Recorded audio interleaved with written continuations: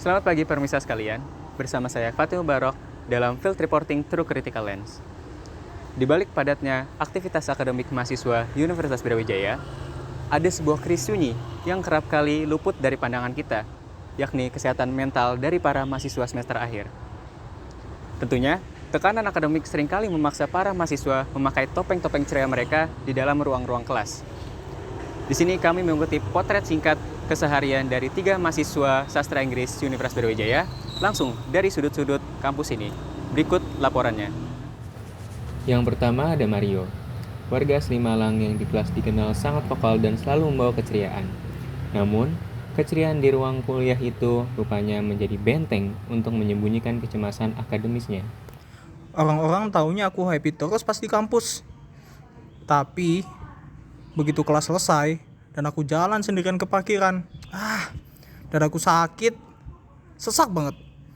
Ya karena kepikiran skripsi yang bejibun itu. Berbeda dengan Firza, mahasiswa rantau asal Bogor.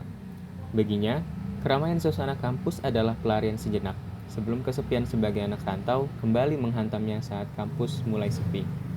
Kalau lagi kumpul bareng teman-teman di kampus, itu emang seru sih. Apalagi kalau suasananya kayak sekarang. Sore-sore di Malang, adem, tapi juga terasa hangat dari obrolannya. Tapi pas mereka pulang satu persatu dan ninggalin aku sendirian, itu tuh rasanya kosong banget. Belum lagi kalau aku kepikiran beban finansial orang tua aku di Bogor. Itu langsung bikin aku overthinking banget rasanya. Dan yang terakhir ada Dipa, mahasiswi rajin yang terlihat tangguh di kelas. Namun di balik nilai akademiknya yang bagus, ia kerap terjebak dalam kecemasan konstan untuk mempertahankan reputasinya di kampusnya. Aku dituntut kelihatan oke terus karena rajin di kelas. Dimanapun, kapanpun, aku belajar sampai gak sadar waktu. Padahal itu bikin aku makin cemas. Oke, jadi saat ini saya sedang berada di sebelah gedung rektorat bersama Mario, mahasiswa yang tadi saat diskusi kelihatannya aktif dan vokal banget. Oke, sebelumnya halo Kak Mario. Halo. Sebelumnya terima kasih banyak karena sudah bersedia untuk diwawancara ya. Sama-sama. Oke, jadi aku mau tanya-tanya sedikit boleh ya Kak ya? Boleh. Jadi mungkin aku ingin bertanya tentang kamu kan di kampus nih dikenal sebagai orang yang aktif, yang ceria atau sebagai mood maker lah di kampus lah. Mungkin aku ingin bertanya tentang kenapa sih kamu merasa kamu itu harus menyembunyikan atau berpura-pura menyembunyikan tekanan atau kecemasan akademik kamu di balik karaktermu yang ceria itu? Mungkin karena ini sih Kak, adanya stigma sosial sih Kak. Jadi kan teman-temanku ini kenal aku sebagai orang yang ya Kak tadi bilang moodmaker lah, anak yang hits, terus kayak aktif di berbagai kegiatan dan sebagainya gitu. Cuman ya karena itulah aku jadi kayak apa ya? Itu secara nggak langsung menuntut aku untuk menjadi fine, kelihatan fine di mata mereka. Cuman deep down sebenarnya ya aku pakai fine itu untuk menjadi topeng gitu loh Kak. Jadi kayak supaya orang-orang ini nggak ngelihat aku sebagai orang yang lemah kayak gitu. Oh, berarti kamu tuh kayak ibaratnya merasa terasingkan di tengah keramaian kampus ini gitu. Jadi walaupun banyak mahasiswa juga kamu ngerasa kamu harus memakai topeng supaya kamu bisa apa ya, image kamu atau gambar apa kamu di orang-orang tuh jadi orang sebagai orang ceria gitu ya. Nah, mungkin bisa kamu ceritakan sedikit coba seberapa lelahnya itu untuk menjadi pretending atau berpura-pura oke atau baik-baik aja di tengah ya kayak gitulah di tengah pressure akademik dan juga kamu harus berpura oke setiap hari gitu. Kalau disuruh cerita sih melelahkan banget ya Kak. Mungkin aku nggak bisa detail banget. Cuman contohnya nih kayak misal kita lagi main gitu ya, teman-teman gitu, bareng sama teman-teman kita sendiri. Kita main lah, kita ngumpul bareng atau kita ngejain tugas rame-rame gitu, tugas kelompok dan sebagainya. Itu kadang-kadang aku kayak tiba-tiba bisa bengong gitu. Padahal lagi rame kan. Iya. Tapi ada aja yang bikin aku ini bengong gitu. Ya mungkin salah satunya kepikiran skripsi. Karena kita kan semester 6 gitu ya. Jadi kayak meskipun suasananya lagi ceria, suasananya lagi santai, lagi rame-ramenya, tapi itu juga bisa bikin aku ke pressure sendiri gitu loh, kayak ada aja kepikirannya, bebannya tiba-tiba muncul gitu. Jadi ya kayak gitu deh. Oh gitu ya, kayak kedengarannya emang berat banget sih tengah pressure yang banyak itu, juga ada ibaratnya ada tuntutan dari sosial juga yang harus mengharuskan memakai topeng untuk ceria ya. Oke, paling untuk itu aja paling ke pertanyaannya. Sebelum terima kasih banyak dan semoga kedepannya juga diperlancar dan dipermudah ya juga ya kedepannya ya. Oke, thank you. Sama-sama Kak. Baik pemirsa, saat ini saya bersama Firza, seorang mahasiswa rantau asal Bogor yang seringkali menghabiskan waktunya di kampus untuk nongkrong bersama teman-temannya. Baik Firza, Ya. mungkin bisa dijelaskan atau ceritakan sedikit ya tentang seberapa besar nih tekanan mental yang kamu pendam selama di semester akhir ini. Wah, untuk semester 6 ini ya, yang hitungannya semester tua, beban moral itu makin besar dan makin gak enak untuk dikeluarkan. Karena kan proyeknya juga banyak banget ya. Mengingat juga semester tua proyeknya bakal lebih konten, lebih dalam terhadap materi matkul itu sendiri. Jadi proyeknya udah skala-skala yang lumayan besar, intermediate level lah kita bilang. Dan karena banyak itu juga, ditambah juga beban moral yang saya bebankan ke diri saya sendiri sebagai mahasiswa rantau ya, yang mana saya memiliki tanggung jawab untuk lulus secara tepat waktu, karena saya gak mau membebankan orang tua saya untuk membiayai saya lebih lama di Malang ini, biaya UKT, mau biaya UKT, biaya hidup ya, kosan, makan dan lain-lain. Jadi saya juga memendam semua beban moral itu ke diri saya sendiri gitu, nggak saya tahan ke siapapun gitu. Nah, mungkin bisa dijelaskan kenapa sih beban moral itu malah kamu jadikan memendamnya sendiri gitu, alih-alih menceritakan ke orang lain atau menceritakan ke orang tua, mungkin bisa dijelaskan. Mungkin kalau ke teman-teman ya, aku tuh kayak ngerasa bebanku tuh kayak nggak sebesar gitu ya, kayak ngerasa kayak apa sih cuman kayak capek sama tugas kuliah ataupun ya masalah-masalah kecil kayak masalah sama hubungan sama pacar atau mungkin sama teman-teman. Jadi kayak saya ngeliat teman-teman saya di luar sana yang wah mereka lebih dar-der lah kegiatan kuliahnya, magang, kuliah, belum organisasi, mereka jauh lebih berat. Aku takutnya kalau aku coba cerita ke mereka tentang beban moral aku ya, tentang concerns aku selama ini, takutnya kayak dianggapnya kayak lebay dan aku mendapatkan judgement yang nggak aku pengenkan. Dan kenapa aku nggak cerita ke orang tua yang secara logika orang tua kan lebih dekat sama aku lebih malah nggak mau makin bebanin mereka gitu ya. Mereka udah berusaha sekuat mungkin, apalagi ayah aku yang fokus banget untuk membiayain aku selama aku di sini, dan juga mama juga yang mengatur gimana keadaan anaknya di sana juga, karena aku juga masih punya adik di sana ya. Kalau sampai aku harus kayak curhat masalah kayak aku capek di sini mah, aku capek di sini ya, kayak banyak kegiatan, uangku habis, kayak aku malah takutnya ayahku tuh kayak jadi makin kayak wah kasihan nih Firza di sana nggak bisa ngapa-ngapain, akhirnya ntar ayahku minjam uang lah atau kayak kerjanya berlebihan. Jadi kayak aku mikir kayaknya udah saatnya mending aku keep aja diriku sendiri beban ini, karena aku menganggap diriku udah dewasa, udah nggak seharusnya aku kayak cerita ke orang tua. Nggak apa-apa, udah aku aja yang mendem gitu kan. Orang tua aku tuh udah menanggung beban yang udah cukup berat bagi diri mereka sendiri, jadi kayak nggak perlu aku tambah-tambahin gitu sih mungkin ya. Baik, pada akhirnya yang tadi kamu ceritakan yang menjadikan kamu memendam semua itu sendiri. Iya, aku pendem sih. Jadi kayak sekarang aku mungkin istilah zaman sekarang kayak coping mechanism-nya. Kalau aku kayak kepikiran banyak hal, ya udah aku malas di kamar. Karena kalau kesendirian pasti kayak banyak overthinking ya. Jadi aku keluar ke kampus, ketemu teman, ngobrol, ngomongin apapun itu yang seru-seru, itu bisa meredakan sedikit beban moral yang aku rasakan sih. Tapi ya tetap nggak bisa menghilangkan atau menyelesaikan secara penuh ya kalau aku rasakan dikit-dikit. Oke, terima kasih Firza atas sharingnya sedikit ya tentang beban-beban yang kamu miliki selama semester akhir ini. Iya. Nah, yang terakhir, saat ini saya sedang bersama Dipa, seorang mahasiswi yang dikenal sebagai orang yang sangat rajin dan juga ambisius di dalam kelasnya. Betul Dipa? Betul.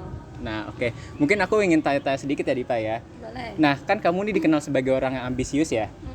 Nah, dibalik ke ambisiusanmu untuk mendapatkan nilai akademik yang bagus itu nanti jadi berdampak nggak? Apakah ada dampak yang nyata dari keambisiusanmu itu terhadap pola cemas dan insomnia kamu selama ini? Oke. Sebetulnya benar-benar terdampak si pola cemas dan pola tidurku, karena aku tuh bisa belajar yang benar-benar sampai jam 3 subuh itu baru tidur, karena aku sendiri juga merasa kayak kalau misalnya belajar terus aku belum cukup ngerti itu aku nggak ada keinginan buat berhenti gitu. Terus habis itu setiap mau tidur tuh kayak benar-benar cemas gimana ya kalau misalnya besoknya aku ada ujian terus nggak bisa ngerjain, terus kalau misalnya IP semester turun atau nilai turun itu gimana ya gitu. Jadi benar-benar berpengaruh banget. Oh, jadi karena hal-hal akademik itu jadi berpengaruh terhadap pola cemas dan pola insomnia kamu itu ya. Betul. Ada nggak sih kepikiran kamu tuh untuk konseling ke ULT KSP lah, ULT yang ada di kampus, unit-unit layanan di kampus tuh ada nggak? Ada, aku tuh udah sempet ke ULT KSP-nya FIB. Nah, jadi pada saat itu kayak setelah UAS itu kok aku ngerasa bener-bener ngaruh ke kesehatan ya, karena pada saat itu tuh kayak sering banget kena penyakit lambung. Kan itu ngaruh kan dari pikiran, terus habis itu pola cemas juga kan ke kesehatan lambung. Jadi waktu itu aku ngerasa kayak bener-bener udah nggak beres, terus kayak kalau misalnya aku biarin ini akademiku bakal turun, jadinya aku ke ULTKSP. Nah tapi sebenarnya yang ada sih kayak hambatan-hambatan gitu buat maju untuk ke psikolog UB gitu. Oh, mungkin kenapa tuh hambatan-hambatan yang menjadi kamu tuh terhalangi atau jadi enggan untuk atau ragu gitu untuk ke ULT itu? Nah kan sama ULTKSP itu kan disarankan untuk ke psikolognya UB.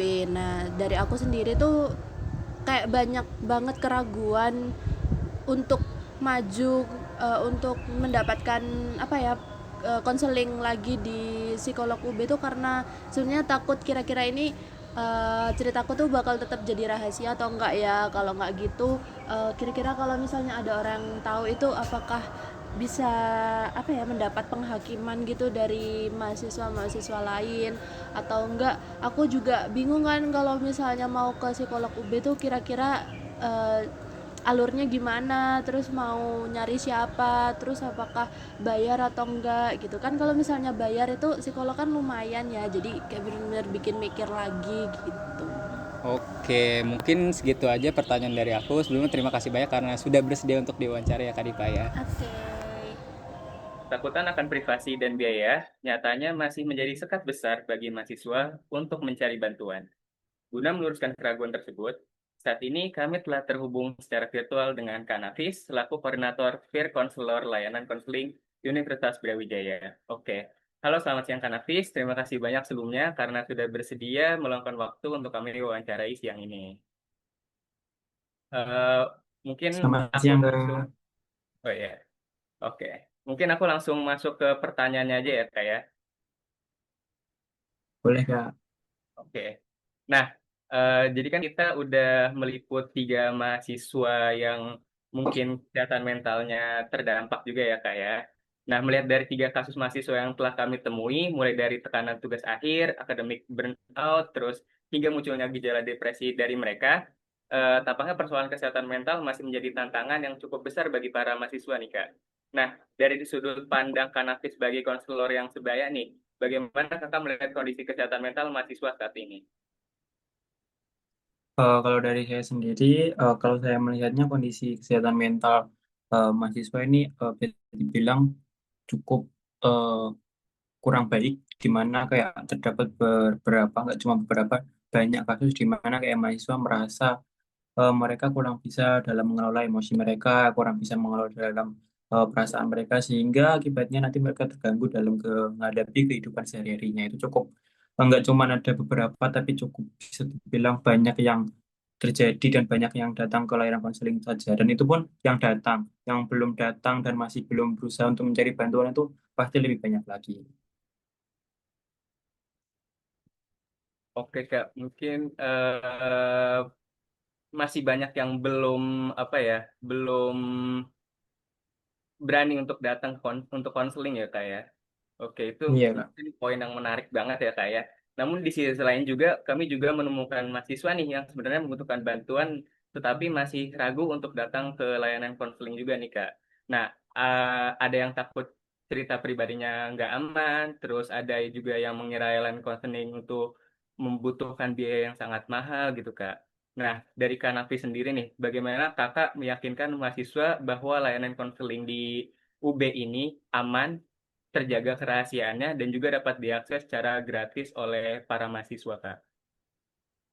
Oke, saya memahami sih kenapa ada banyak mahasiswa yang berpikir bahwa layanan konseling ini cukup mahal atau mungkin eh, susah diakses karena memang misal kita lihat di luar UB, misal kita mencari psikolog swasta itu pasti biayanya pasti di atas 200-an atau mungkin kalau misal di bawah 200-an itu belum ke psikolog tapi mungkin ke peer counselor atau gimana. Nah, sedangkan di UB sendiri ini udah memfasilitasi karena merupakan sebenarnya kesehatan mental merupakan salah satu prioritas rektor, jadi program prioritas rektor, yaitu untuk meningkatkan kesehatan mental para mahasiswanya, dan situ oleh karena itu digratiskan layanan konseling mahasiswa. Nah, dulu itu sebenarnya layanan mahasiswa ini sudah ada sejak dulu, sejak 2019-an, tapi pada tahun ini tuh sangat digencar-gencarkan, sangat didukung sama rektor, sehingga supaya lebih banyak mahasiswa yang tahu bahwa layanan konseling mahasiswa ini ada dan gratis dan bisa memfasilitasi seluruh mahasiswa Universitas Brawijaya.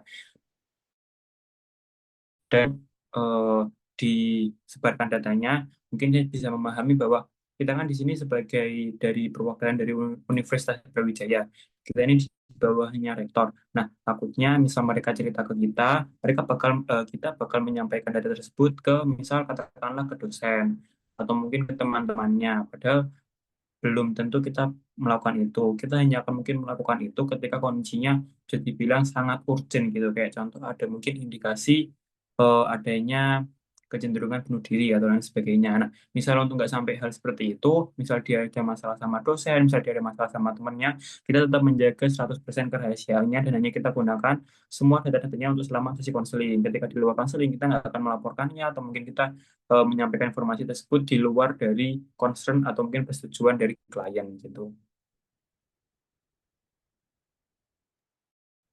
Oke, Kak. Sebelumnya, terima kasih banget atas jawaban-jawaban yang Kakak telah berikan tadi. Mungkin untuk pertanyaan yang akan kami tanyakan cukup itu saja dulu, Kak. Nanti misalnya ada pertanyaan yang ingin kami sampaikan lagi, akan kami sampaikan di pertemuan berikutnya mungkin ya, Kak. Atau bisa langsung datang ke Kakak nanti eh, langsung ke konselornya secara offline ya, Kak ya. Ya, Baik, terima benar kasih sekali. banyak Kak Nafis atas informasi dan edukasi yang telah diberikan. Semoga layanan ini semakin membantu mahasiswa yang membutuhkan.